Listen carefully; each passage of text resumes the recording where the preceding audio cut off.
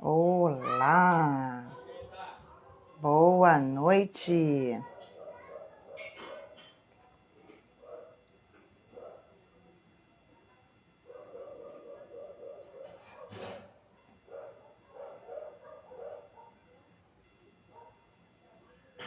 Boa noite, tudo bem? Noelma já tá aí, né? Thaís. Boa noite, amiga.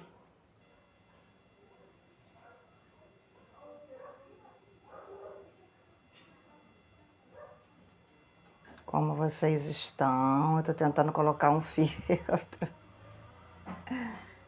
Ai, mas eu não consigo. Vai esse mesmo.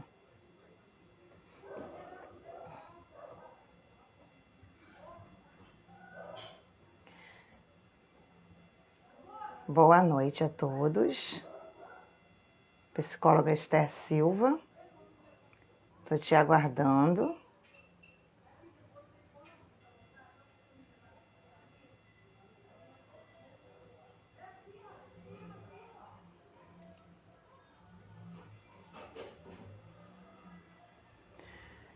Boa noite, estamos aqui nessa live. Nós vamos falar sobre saúde emocional com a nossa psicóloga Esther Silva. Já tem gente aí, Fernanda, Thaís, da Inesquecível Mesa.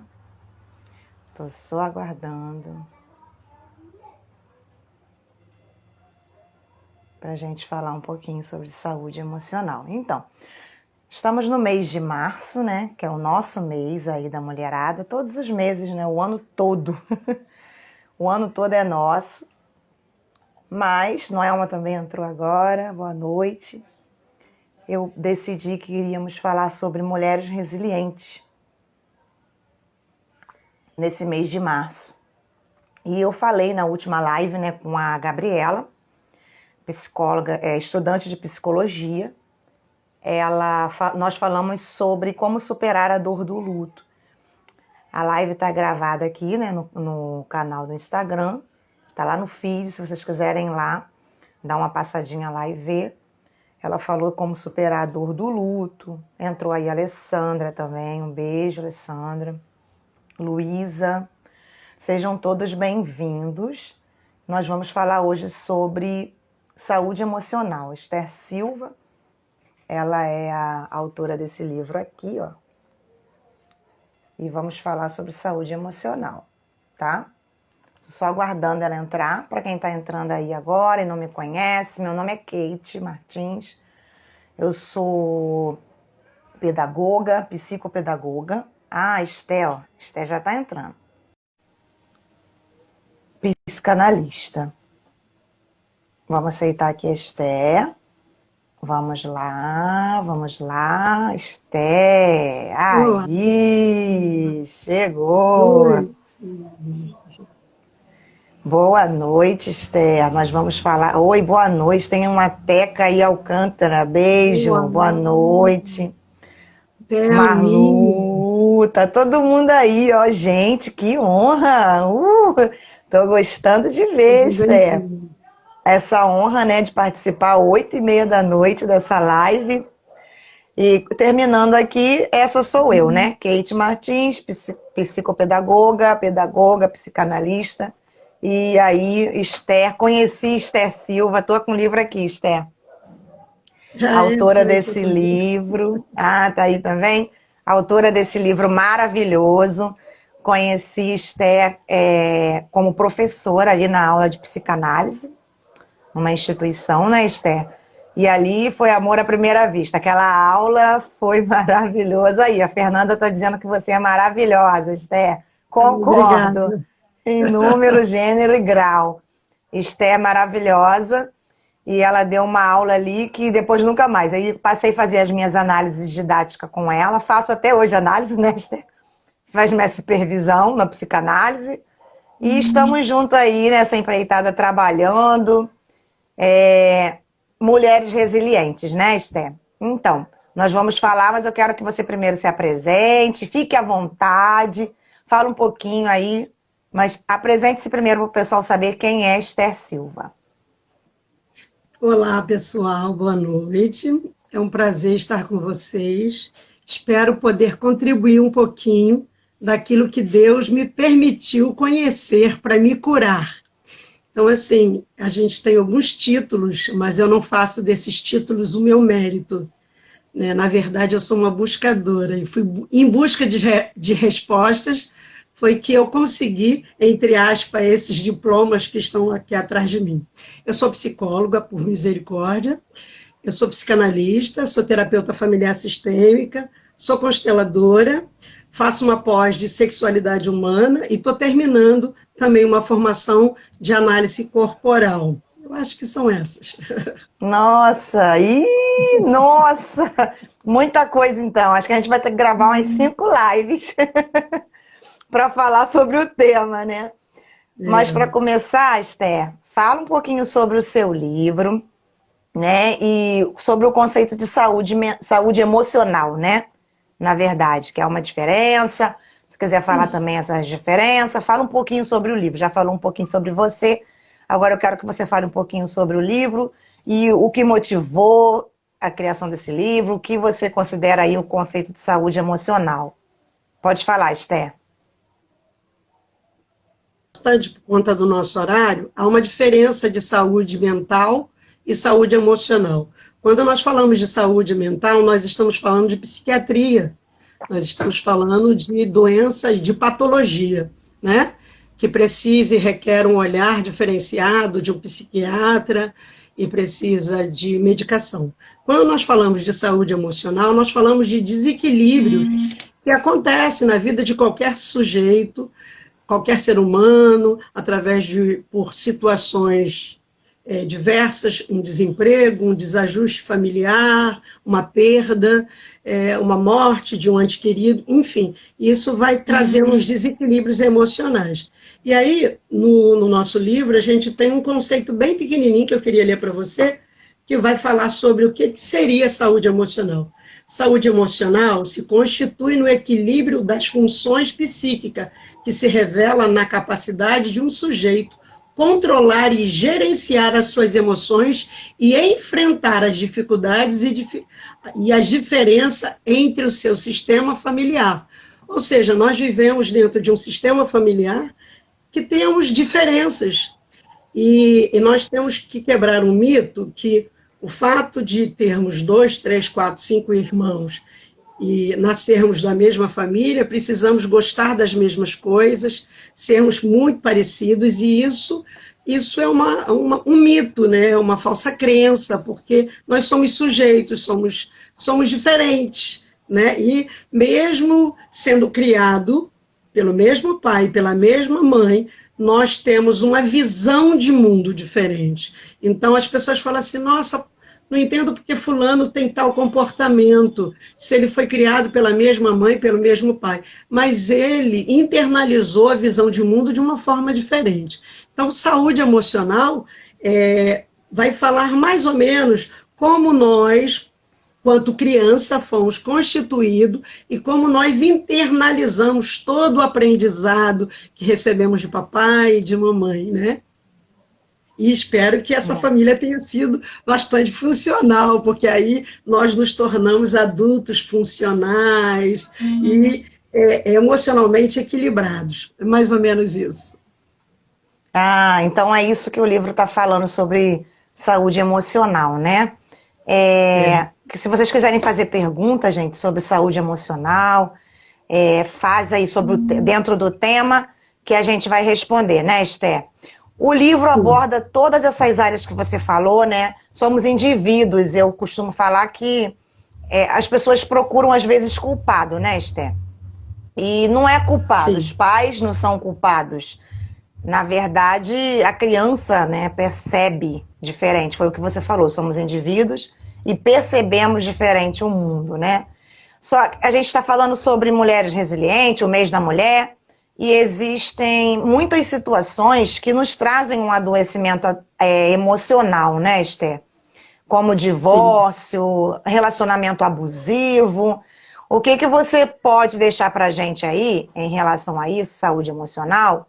Como superar essa parte da mulher na sociedade em relação ao divórcio e ao relacionamento abusivo. Você pode falar por parte, você pode ficar à vontade. Então, falando sobre o livro, eu queria só trazer uma prévia, que o livro, na verdade, ele é uma resposta, né? Como eu falei, eu sou uma buscadora e quero ser útil, me tornar útil para mim mesma e depois tudo aquilo que eu aprendo. Eu tenho frases que são verdades na minha vida. E eu recebi de um pastor, uns anos atrás, um livro, e o autor dizia assim, você precisa morrer vazio. Então eu peguei isso como lema. Então tudo que eu aprendo, eu repasso e tenho prazer nisso. Então o livro, ele veio como uma resposta a partir de 2007, quando eu tinha muitos questionamentos em uma crise familiar e eu queria respostas. E aí, tirando você já desse lugar, dessa zona de conforto, que quer respostas e deseja que elas venham até você, você precisa fazer o seu movimento. Eu comecei a ler e voltar a estudar. Eu, na verdade, em 2006, eu voltei a estudar porque eu queria respostas. E aí a gente ora, a gente pede a Deus, mas tem coisas que você precisa fazer o seu movimento. E, na verdade, no seu movimento vem o seu crescimento, né? E aí a gente começou a entender, ter uma outra visão, não só espiritual, mas científica, filosófica, que veio contribuir na nossa cura. Então, o nosso livro, ele começou a ser gestado desde 2007. E a gente vai falando um pouquinho desse contexto. Falar de relacionamento abusivo, antes de falar dele, eu queria pontuar algo. A questão é, quando eu entro no relacionamento, todo relacionamento dá sinalizações para nós quem o sujeito é. A questão é que a paixão, ela nos cega. E nós temos uma falsa ilusão, a mulher, né, quanto mulher, tem uma falsa ilusão que quando se casar, ela vai mudar esse homem. Ah, ele é grosso. Não, mas aí eu domo esse homem. Não, aí ele é assim. Não, mas aí eu faço um amor gostoso e ele vai melhorar. E aí a gente cria essas ilusões. Só que o homem está sinalizando para você que ele é grosso, que ele não faz conexão com você, que ele não curte as coisas que você curte, ele não te elogia, né? E aí a gente começa a perceber que isso vai trazendo fragilidade emocional nessa mulher. Eu não gostaria e nem posso dar aqui para vocês diagnósticos, mas a gente percebe que no início de um casamento, tanto um homem ou a mulher sinaliza que ele será abusivo, mas o nosso inconsciente nos trai por conta do amor. E aí Bert Hellinger, aí eu vou falar um pouquinho do meu próprio livro respondendo. Bert Hellinger, ele fala sobre o amor cego, o amor que adoece. Sabe quando alguém pisa no seu pé e aí você diz, ah, foi sem querer, você mesmo responde por ele, mas você não dá a oportunidade do outro dizer assim, desculpa, eu não vi que seu pé estava ali e sinto muito, tá doendo? Mas você o ama tanto que você justifica, né? Não, foi eu mesmo que estava ali no meio do caminho, não era para eu estar. E esse amor, Bert Hellinger vai dizer que é um amor que adoece, porque é um amor que não permite ver aquilo que está adoecendo a sua vida, que está, assim, machucando e ferindo você gradativamente, simultaneamente, de uma forma homeopática, e você diz, não, foi só ontem, mas hoje repetiu. Não, foi só ontem, mas hoje repetiu, né? E aí começa a gente perceber essas invasões, né? Por que é um casamento tóxico, uma relação tóxica? Porque é uma invasão de individualidade. E falar em individualidade, uma das coisas que torna um casamento tóxico ou uma relação tóxica é quando você perde a sua subjetividade. Na clínica, verdade. Quando nós estamos dando atendimento a casais, uma coisa que eu percebo muito frente a alguns casais novos, né, que estão ainda naquele primeiro amor, que isso é muito gostoso, é que a mulher, principalmente a mulher, e aí eu vou me referir muito ao nosso gênero, né, feminino, ela tem a tendência natural de imaginar que esse homem, ela o agradando, ela fazendo tudo aquilo que ele gosta, ele vai amá-la mais. E aí ela vai perdendo gradativamente a sua subjetividade. Se ele gosta de azul, ela passa a vestir só azul, só azul, só azul. Mas ela sempre amou o rosa, ela sempre amou o verde, ela sempre amou o amarelo. E ela para de usar. E ela não percebe que ela está perdendo gradativamente a sua subjetividade, sua originalidade. Com o tempo, ou uma comida, ou um passeio, e ela vai se matando gradativamente como sujeito, esse ser no mundo. No início é muito legal, mas depois ela diz, quem sou eu? Ela se perde. E aí eu tenho uma palestra que tem o tema, diz, quando eu me perdi de mim, é porque nós perdemos a nossa função como sujeito no mundo, né? Eu não sei se eu me fiz entender, Sim. mas essa é uma das questões assim, que pode trazer um casamento tóxico, ou nós nos tornarmos perdida nessa relação. Um outro adoecimento que eu percebo na relação é quando há uma dependência emocional. E quando eu digo uma dependência emocional, não que seja... quando a gente fala quando as pessoas falam assim, carência, fulano está carente. Eu queria corrigir um pouquinho essa palavra, porque carência todos nós temos. Sim. Nós somos um ser faltante. A psicanálise diz que nós somos um ser faltante. Então, todos nós temos uma falta de alguma coisa. E não é bom receber um abraço, não é bom receber um elogio, não é bom receber um presente, não é bom ser lembrado no seu aniversário. Isso é muito bom. Então, só que quando eu falo de carência emocional, é um deslocamento, uma fixação de depender que o outro me faça feliz, que o outro me presenteie, que o outro me dê atenção, quando eu também esqueci de mim e eu não faço isso por mim.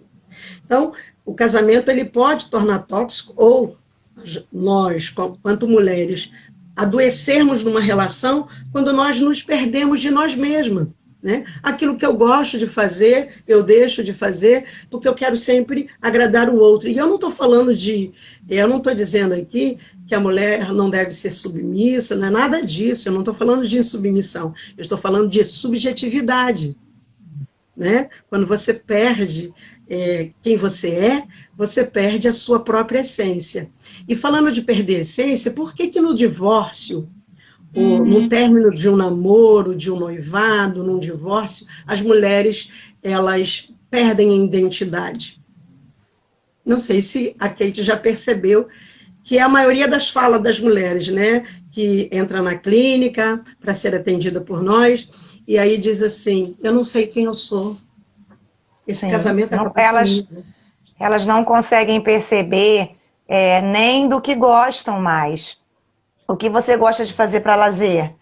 Eu não sei. Dormir. Lembra, Esther? Dormir, mas dormir não é lazer. Mas é o tempo que fica ali, né?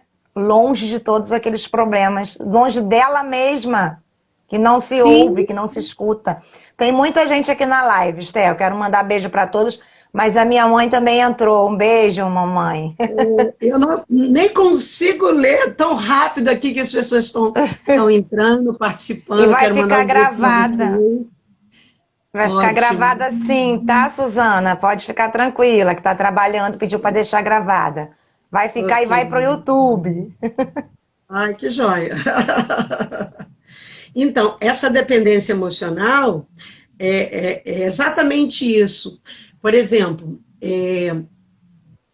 eu percebo assim nas relações que as mulheres, né, isso é mais tendencioso para as mulheres, quando entra na relação, ela quer logo arranjar um nomezinho carinhoso, e nada contra, não tem nada de errado, um nomezinho carinhoso para o seu bem, para o seu marido, para o seu namorado, ou o que seja, né, tipo,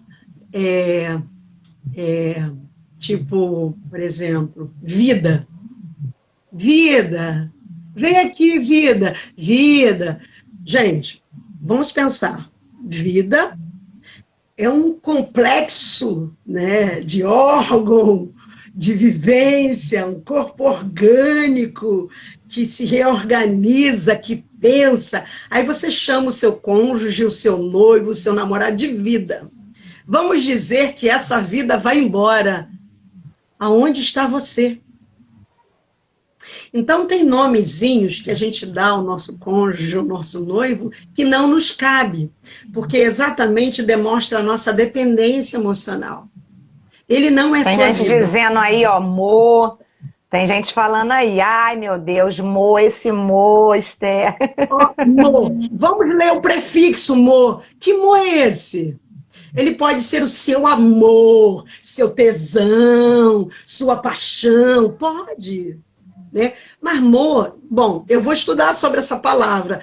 Mo é abreviação de amor? Ok, É monossílaba.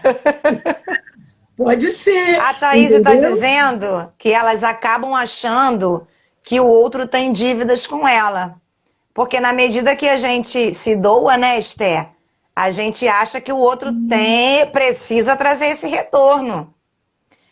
A vida, né, é baseada nessa troca, entre aspas. Noelma está dizendo que perder a identidade é perder a si mesmo, é aceitar algo na relação que antes eu não aceitava? Está perguntando. Sim,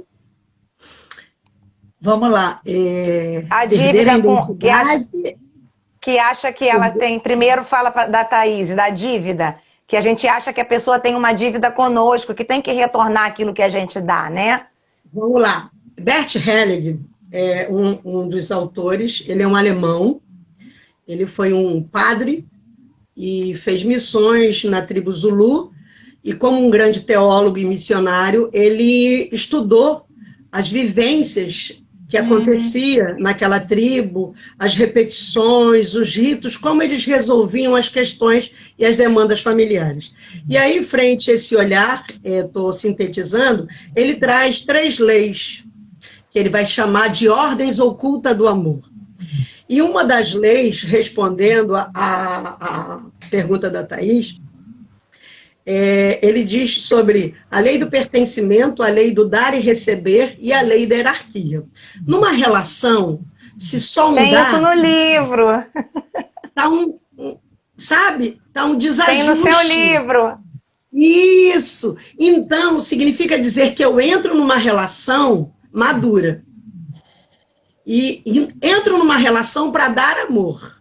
Mas eu entro na relação para receber amor. Quando eu entro numa relação... falar em relação, entrar numa relação, deixa eu falar para vocês, se vocês não sabem ainda. Sabem o que significa a palavra ser solteiro? Quase ninguém sabe, né? Ser solteiro é ser inteiro. Significa dizer que antes de eu me relacionar, eu sou solteiro, logo eu preciso ser inteiro. Se eu sou inteiro, eu entro numa relação de forma saudável, sem procurar, sem exigência que o outro me dê. E aí não tem troca, e não tem dívida emocional. Porque aí eu entro no que Bert Helling vai dizer, né? É a lei da troca, né? Um dá e eu recebo. Eu dou e eu recebo. Não há uma dívida emocional, porque eu fiz cafuné em você e você não fez. Não, gente, isso é né, você dá cafuné, você recebe cafuné. Qual é a pessoa que né, não se sente amada que ela não vai devolver? Mas você precisa saber se você é inteira. Porque o outro pode estar naquele dia de dizer assim, me deixa quieto. E você entender que ele precisa desse momento. Porque nós, mulheres, precisamos desse momento, de estar quieto. Isso não significa que deixamos de amar o filho, ou o marido, ou o noivo, ou o namorado, ou quem seja. Mas a gente precisa se respeitar e ser inteiro. Se você não é inteira, mesmo que você esteja já numa relação, resolva suas questões emocionais, porque senão você vai depender que esse outro lhe dê aquilo que nem você sabe que lhe falta. Aí é uma dívida emocional. E deixa eu te falar, diz no livro também, que dívida emocional é impagável. Não se... Eu E ela lembro. pode se tornar patológica. E o que é Patológico. patológica?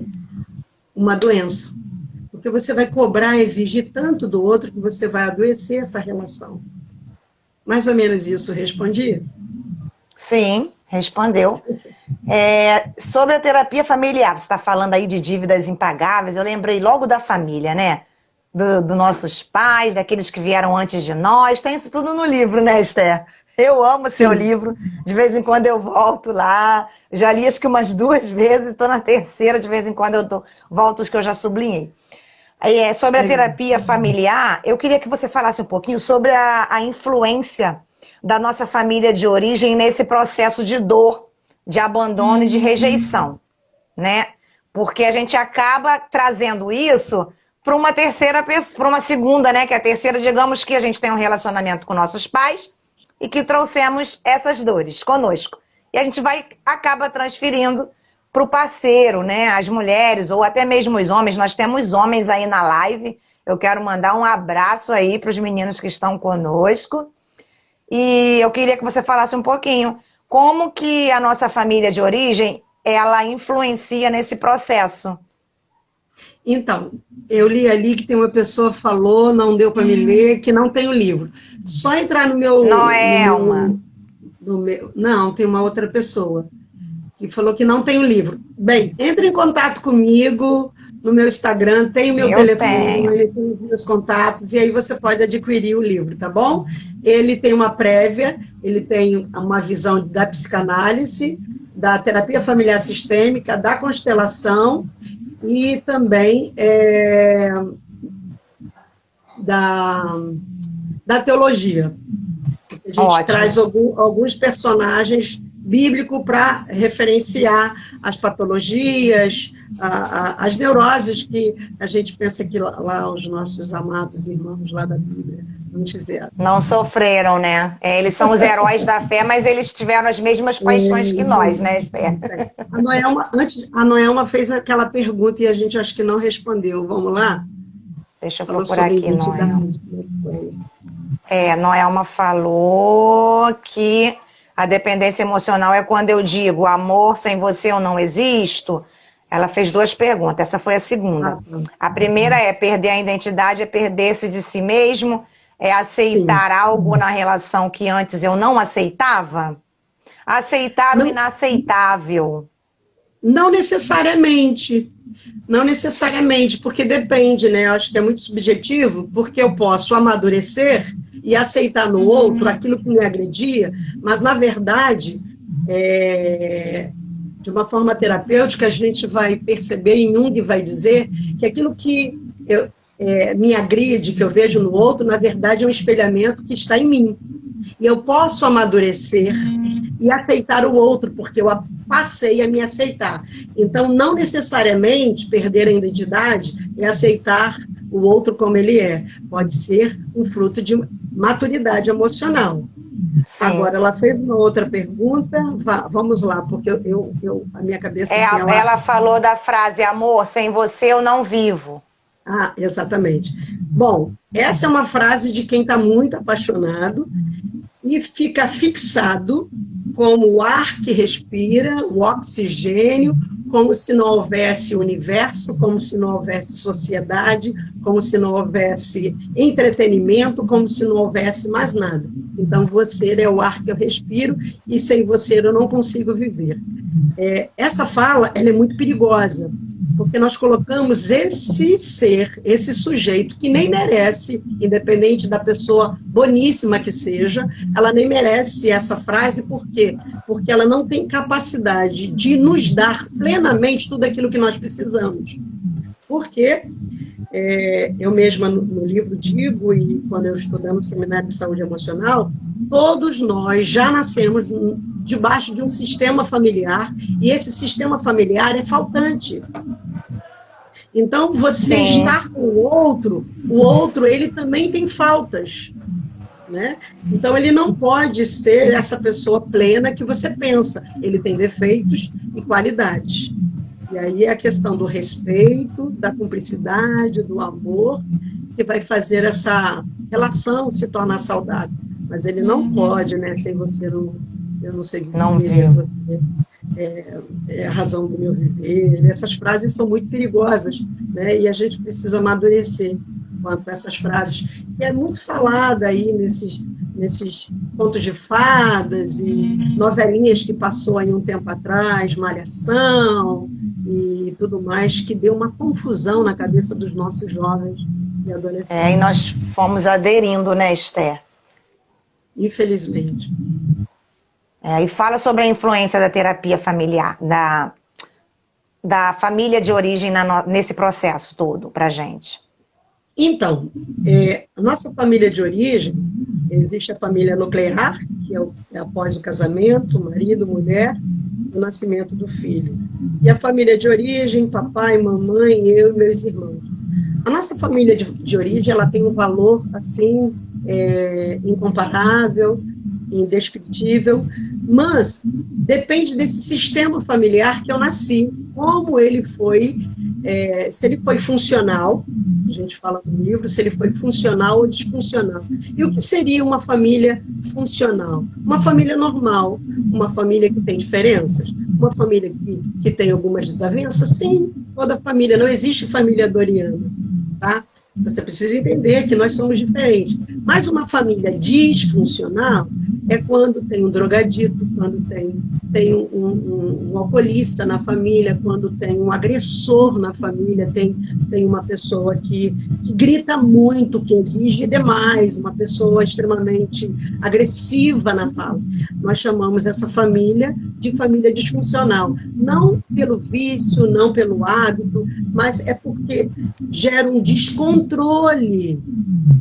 Essa própria pessoa, ela tem um descontrole emocional e ela descontrola todo o sistema familiar.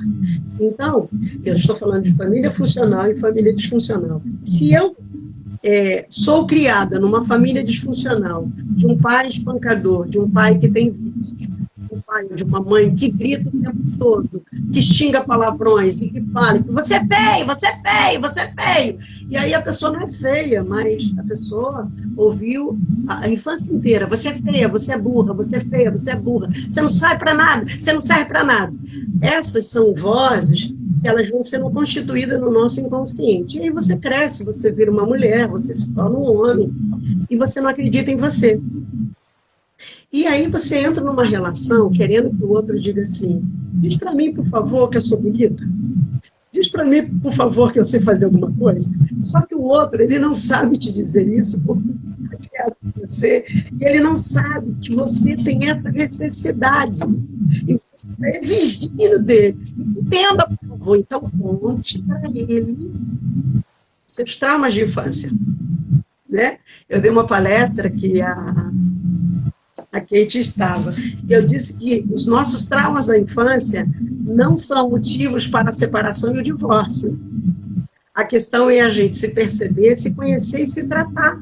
Porque os nossos traumas os são guardados no nosso consciente e eles emergem em comportamento. E, geralmente, comportamentos esses que são nocivos ou são doentios para com aquele que convive conosco, que é o nosso próximo. E o nosso mais próximo, geralmente, é o nosso cônjuge, nossos filhos, pai, mãe. E aí nós, né, de uma forma inconsciente, somos acelerados com não, desculpa, peraí. E aí a pessoa diz, nossa, você é grossa, né? Você é grossa. E você fala, não sou grossa, é o meu jeito. Não, você é grossa. Não, eu não sou grossa. E aí a pergunta é, quem era grossa? E a gente não está fazendo juízo de valor. Tá bom?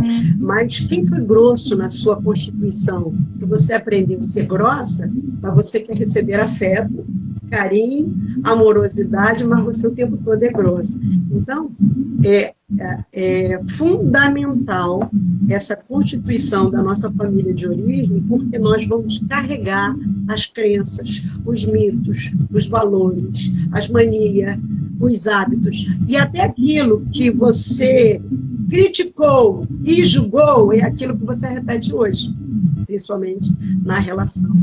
Exatamente. Eu quero mandar um beijo para a Thelma, agora que eu conheci que a Thelma falou que está maravilhada aí conosco, Esther. Foi a Thelma que eu conheci ontem lá na turma de psicanálise. Thelma, Thelminha, um um beijo. beijo. Falou que nós somos uma pérola. E a Ah, Marluz está te perguntando, Esther, na psicanálise você trabalha com qual teoria? Eu já sei, mas vou deixar você responder. olha só, eu falei para vocês, né? Eu sou psicóloga, sou terapeuta familiar sistêmica, sou consteladora, terminando uma pós de sexualidade humana, estou terminando uma formação de análise corporal e sou psicanalista. O meu olhar para o sujeito é analítico. Então, sua pergunta, na psicanálise você usa o quê? A escuta. Meu objeto de estudo é o inconsciente. O sujeito chega no meu consultório, que eu estou nele agora, e aí senta, ela conta a sua demanda, eu ouço. E aí ela me conta tanta coisa, e parece que eu vou falar de tudo aquilo que ela me falou. Sendo que Freud parecia que pode gerar um sintoma no sujeito, dessa constituição, dessa família que foi disfuncional, ou acontecimentos, né, que aconteceram de uma forma, como eu posso dizer, de forma inconsciente, essa mãe, esse cuidador, que gerou, ele internalizou como trauma, e ele traz essa demanda, eu vou trabalhar exatamente o recorte da sua própria fala, e não tudo aquilo que ele me trouxe, mas vou fazer um recorte da fala dele para que ele perceba que esse outro, esse pai, esse cuidador, ele não fez por mal, mas ele cresceu, e hoje ele precisa decidir fazer o que com esse trauma, com essa dor. Então, enquanto psicanalista, eu ouço, vou entender aonde está o sintoma, ou o trauma, ou catucar essa ferida com perguntas. Eu que sei! Com perguntas. E são perguntas que, para alguns pacientes que estão aqui, e alguns analisando os meus, têm vontade de sair correndo. Analisando. Que disse assim para mim, claro que é brincando, ela diz: que droga, você é muito chata, você me machuca e eu ainda te pago para você me machucar. Porque as perguntas têm um efeito, sabe por quê? Nós não nos percebemos. Na análise, vamos ver aquilo que o outro não soube nos explicar. E nesse ambiente terapêutico, é um lugar sem crítica, sem censura e sem culpa. Então você pode falar da forma que você quiser, do jeito que você quiser, e nós não vamos levar a mal o que você vai nem falar. julgar, porém, né? Isso é maravilhoso a análise. E aí nós vamos dizer assim: você terminou de me dizer isso. Então significa que isso é isso. Faz sentido para você? E a pessoa: ué, eu não tinha visto esse ano. E isso é psicanálise. Eu não uso nada. Agora, como eu tenho outras ferramentas e outras formações, dependendo do caso, ou atendendo um paciente, ele está demorando a fazer insight, ou seja, cair a ficha, perceber que o trauma, ele está com muitas dores. Eu não vou deixar, né, o paciente, né, gente, com dores, e para casa ele vem e ele não consegue fazer insight. Eu pego uma dinâmicazinha maravilhosa, que eu tenho algumas, e aí eu digo: faça um desenho. E aí, nesse desenho, eu vou mostrar para ele aquilo que eu estou tentando traduzir, aquilo que ele disse para mim, e ele não conseguiu perceber. E aí eu mostro para ele: ah, você disse isso? Nossa, é isso que seu inconsciente está dizendo. Aí ele diz: meu Deus. Muito bom. Tem gente levantando o bracinho aí, ó. Tem gente. Doutora Priscila está levantando o bracinho. Fernanda falou. Fernanda falou que tinha vontade de ir embora. Ei? Fernanda tinha vontade de ir embora. Eu já tive pacientes que eu dizia assim, meu Deus, nunca mais vai voltar, nunca mais vai voltar. Mas eu dizia assim, Deus faz, eu gostaria tanto de ver esse sujeito maravilhoso, brilhante, reluzente no universo, brilhar nessa sociedade. Mas ele voltava. Gente, mas né? A dor é tanta que a gente não quer. O trabalho do inconsciente, né, é para não sofrermos. Ele o tempo todo, não, que a consciência não flua para a gente não sofrer. Só que é um sofrimento temporário, né, Esther? Para ressignificar aquilo ali, né? Exatamente. E falar sobre ressignificação, eu gosto muito de uma frase. E eu, geralmente, quando eu posto alguma coisa no Face, no meu Instagram, eu sempre gosto de usar essa palavra, porque a análise, ou a terapia, como você quiser chamar, e eu tenho o privilégio, né, de ser analista ou terapeuta, né, por conta das outras formações, mas eu gosto muito de uma palavra que é psicanálise. E agora, esqueci de dizer que tem uma outra palavra, que eu queria falar do coach. Eu sou coach também. Isso. Eu trabalho com relacionamento, isso. E aqui tem um pouquinho de coach. Falando sobre coach, eles usam muito a palavra, né, hoje que está muito em voga, muitas pessoas falam, mas não sabem o que significa. Tem significação. Quando nós fazemos análise e fazemos terapia, nós trazemos todo o nosso passado, porque a psicanálise, ela vai mexer com o passado desse sujeito, porque ela quer conhecer a história desse sujeito. Como esse sujeito internalizou o amor da mãe, ou a falta da mãe, o amor do pai, ou a falta do pai, esse cuidado, esse afeto. E nós vamos ali descobrir como está essa angústia, essa dor, esse trauma. E aí é onde entra a palavra ressignificação. A palavra ressignificação é dar um novo sentido para esse trauma.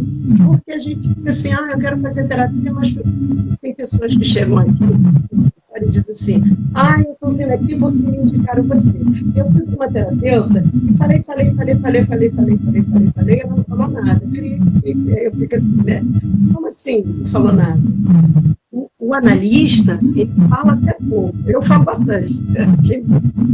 Mas o analista, ele só fala para que você se perceba e se ouça.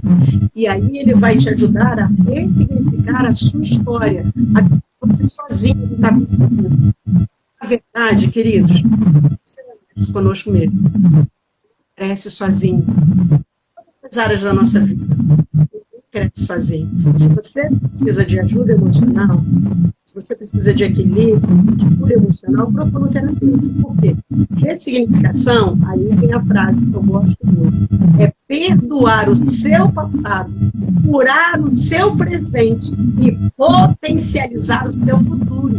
Isso significa ressignificação. Tem alguém falando alguma coisa? Ela disse que perguntou, a Noelma falou de um barulho, realmente parece que está dando uma travada, Esther. Ela está perguntando, a Marluz, porque ela é graduada no 10º período de psicologia e escolheu a psicanálise. Lá é lacaniano, mas não gosto muito. Por isso ela fez a pergunta. Ela está falando então a abordagem, né? Lacaniana, freudiana, mas só que a gente acaba... Olha, eu amo muito toda a metodologia e a filosofia, né, a linguagem, a linguística que Lacan vai trazer, já que Lacan vai trazer para nós. Ela é complexa e, ao mesmo tempo, simplificada para quem entende. Mas nós somos freudianos, né? Mas eu gosto muito, aprendi com Lacan. E assim, se você não se identifica, uma coisa eu posso te dizer, enquanto psicanalista, a abordagem que nos existe. Quando você é atraído e ela mexeu com você e ela te curou, fica nela. Porque se ela foi realmente uma abordagem, uma ferramenta que mexeu você conseguiu fazer você se perceber e nela, que ela vai te curar e vai fazer de você um agente de cura para os seus pacientes. Então, se você ainda não está se identificando muito, procura uma escola, né, mais voltada a Freud. Você vai ter contato com Lacan. A escola que nós trabalhamos é a FATEC, né? Trabalhamos também na BRAC, trabalhamos em outras instituições, mas elas são freudianas. Estudamos sobre Lacan, estudamos sobre Melanie Klein, estudamos sobre Jung, mas é freudiana. Então, a nossa vibe, eu chamo de Titi Freud, com todo respeito, eu amo Freud. Freud explicou todas as minhas neuroses e eu estou tentando resolver até hoje todas elas, porque eu faço análise. Para quem é analista, que está aí nos assistindo, sabe que é um tripé da psicanálise. Esse tripé, ele não acaba, né? Primeiro é a praxis, que é todo o conteúdo, né, de aprendizado, o corpo de conhecimento, análise visual, e supervisão. Então, eu quero dizer para vocês que quase há 20 anos eu faço análise e ainda acho que preciso fazer muito. Sempre me descubro, sempre me reconheço. Tem uma frase que eu gosto muito quando eu estou dentro da sala de aula, porque eu faço muitos insights. Realmente estou ruidinho, mas eu não sei se eu mexer pode dar ruim. Uau, tem alguém do Botafogo. Um beijo para você, amado do Botafogo. Ela está numa sociedade psicanalítica lá de Botafogo. Uau, legal, bacana. A Elma falou que não consegue entender Lacan. Lacan é um mistério, né? Eu amo Lacan, só que assim, eu me apaixonei primeiro por Freud. Porque Freud, sim, foi o amor à primeira vista. Mas assim, já está acabando? Tá, então, a minha mãe tá falando alguma coisa aqui. Deixa eu ouvir a mamãe aqui, ó. Penha Heloísa, pra quem não sabe, essa linda aí é minha mãe. Lembrei do que eu postei. Perdoa o meu passado. Interessante que minha mãe falou aqui, ó. Que legal. Perdoa o seu passado, cura o seu presente e potencializa que você tá vivo, hein? Ainda tem muitas coisas para sonhar, idealizar, vivenciar. Enquanto nós estamos vivos, nós precisamos sonhar, sonhar, sonhar, sonhar. É até uma das coisas que eu coloquei aqui. Você precisa descobrir suas habilidades, não dar desculpa para as suas fragilidades, os seus medos, mas não justifique, procure aquilo que você sabe fazer de melhor, potencialize, volte a estudar. Eu voltei a estudar aqui. Vou falar para vocês, com 38 anos eu voltei a estudar. Nossa, Esther, eu ia te perguntar agora, né, uma dica de ouro. Qual a dica de ouro que você daria? É claro, além da terapia, né, do processo de análise, psicoterapia, porque não dá para ressignificar isso tudo, como você falou, sozinho, que deu umas falhas na hora que você falou. Precisa da ajuda de um analista, né? Então, o que você deixa de dica aí? Jaqueline, Jaqueline esteticista, amiga de trabalho. Seja bem-vinda. Como que eu faço para ressignificar todas essas dores, esses traumas, além do processo de análise? O que eu posso fazer? É claro que sozinha não dá, né? 100%. Sim, jamais. Mas para eu conseguir amenizar alguma coisa nessa parte aí, ressignificar esses traumas. Qual a dica que você daria para eu começar a ressignificação? Primeiro, uma dica básica. Todos os dias que você acordar, tome um banho, se maqueie. Ainda que você vai ficar em casa, olhe para o espelho. Você é singular, você é bela. Comece a se amar. Porque tem pessoas que já acordam e tem que fazer o café, e vai fazer o quê, depois diz, nossa, a minha vida é assim, que droga, a vida, o azar. Não. Acorde, tome o seu banho, passe o seu creme, se sinta, se perceba e se maqueie. Foi assim, nos dias das minhas tristezas, eu dizia assim, gente, espera o que você está fazendo com você. Peraí, você é uma mulher bonita. Não, vamos lá, maquiar para quê? A gente se maquia para o outro? A gente se maquia para ir no shopping, na festa? Não, eu estou me maquiando para mim, porque eu sou bonita. E aí passei a me maquiar. Pronto, aí ameniza, porque de vez em quando você vai no banheiro e você olha, nossa, que mulher bonita é essa, né? Então você vai começando a elevar a sua autoestima. Outra coisa, não se cobre muito. Porque quando você começa a se cobrar, a sua mente vai te lembrar só dos seus fracassos. Tá vendo? Você vacilou naquele dia, tá vendo? Você perdeu aquele namorado, porque naquele dia ele pediu assim, ou porque foi assim, tá vendo? Você, seu marido, tá vendo? A sua mãe, e aí você fica se cobrando, a sua ajuda te ajuda, a sua mente já te ajuda a te cobrar. Seu inconsciente vem como avalanche, dizendo, tá vendo? Pecadora, vacilona. Então, não se cobre muito, se perdoe. Se perdoe. Outra dica que eu dou também é descubra habilidades. Você sabe fazer alguma coisa. E assim, eu acho que o maior valor que um ser humano pode se dar é se dar o seu próprio valor. O que te dá inspiração? O que te, como diz Lacan, para lacaniano, o que te gera gozo? Que me gera gozo, isso mesmo. O que te gera gozo? Vou falar para vocês que não são psicanalista nem terapeuta, não leve a mal a frase que eu vou dizer, mas isso aqui me dá tesão. Tesão de vida. Porque o tesão e a libido não é só para o corpo. O sexo de um homem com uma mulher. O tesão, a libido é para a vida. É para fazer as coisas e ter sentido, relevância naquilo que eu faço. Então você precisa elevar o seu tesão com você mesma. Nossa, que mulher bonita, que mulherão. Isso é ruim para você. E se for possível, faça alguma coisa que vai atribuir a você mesmo estudar. Eu percebi que eu queria que o outro me valorizasse, que o outro me amasse, mas o outro não dava conta. Eu falei, gente, está faltando alguma coisa, eu sou buscadora, tem um monte de interrogações, ninguém pode me responder. O que eu vou fazer da minha vida? Eu vivia sonhando. Freud fala muito de sonhos, né? Se você não sonha, quero dizer para você que você sonha. Todo ser humano sonha. Você pode não lembrar. Eu hoje tenho uma tarefa. Acordo todos os dias e digo, por que eu sonhei?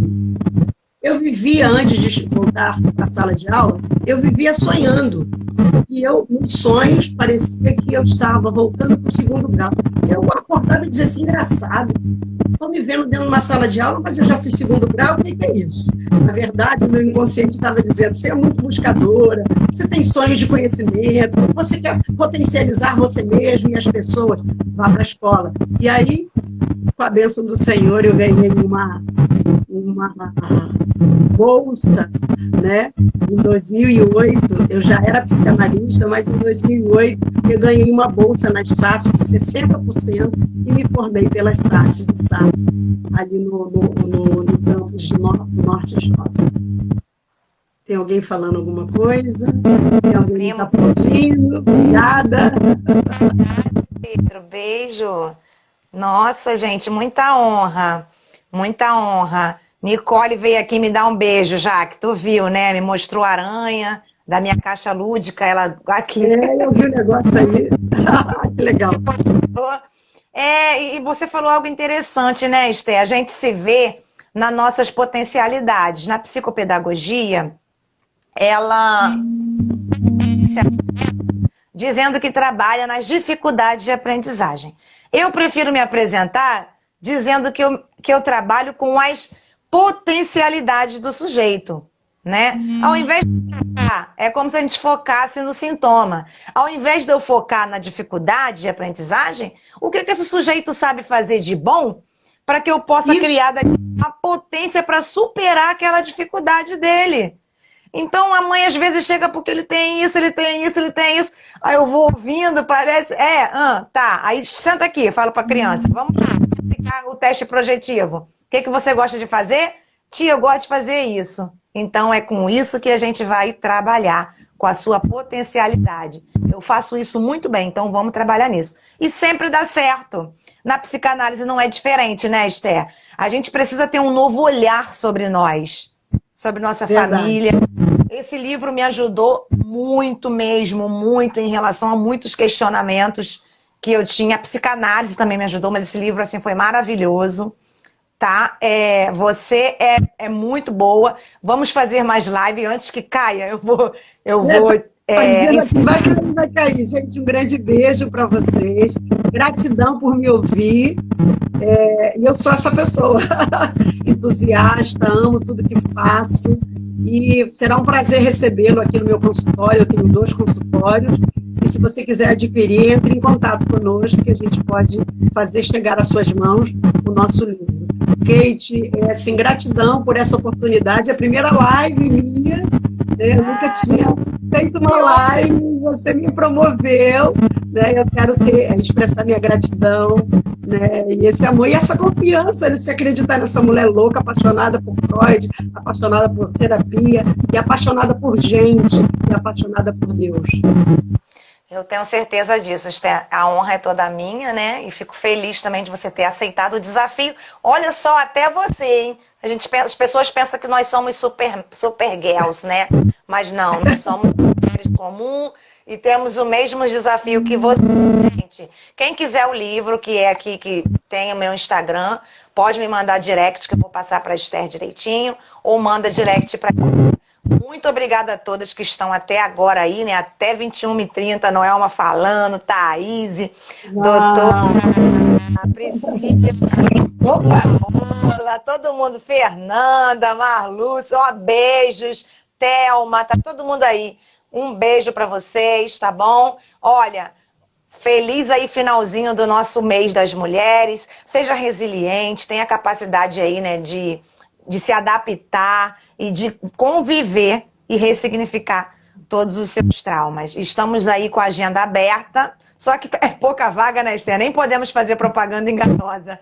Poucas vagas, mas dá para fazer um encaixe aí de vez em quando. É só nos procurar que a gente consegue, tá bom? Beijos, muito obrigada, Esther. Gratidão. Um grande beijo a todos, gratidão por nos ouvir, um grande abraço. Eu acredito no seu potencial. Nós acreditamos. Tchau, tchau. E homens, beijo. Tchau, tchau.